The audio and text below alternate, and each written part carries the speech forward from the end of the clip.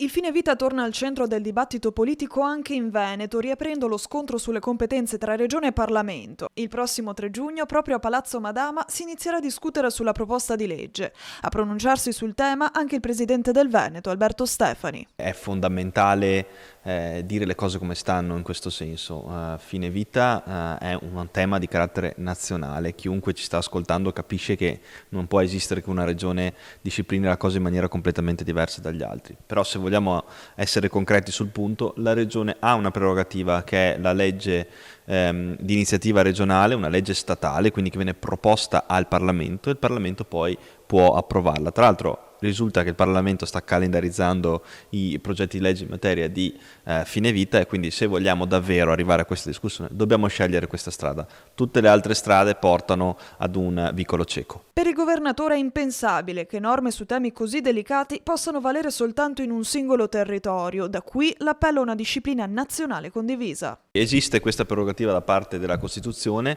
le sentenze della Corte Costituzionale sulla legge toscana e sulla legge della Sardegna che hanno provato a disciplinare in via autonoma, quindi a livello regionale, il fine vita sono state smantellate. Quindi o continuiamo ad andare addosso al muro oppure scegliamo di fare un'altra strategia, quella di proporre un'iniziativa di legge che parte dalla regione e che arrivi però al Parlamento. Solo il Parlamento può disciplinare in maniera organica una disciplina che riguarda i diritti della persona. È ovvio che nessuna regione può decidere in maniera autonoma rispetto alle altre su un tema come questo, sono proprio questioni che tra l'altro la Corte Costituzionale ha chiarito in maniera netta.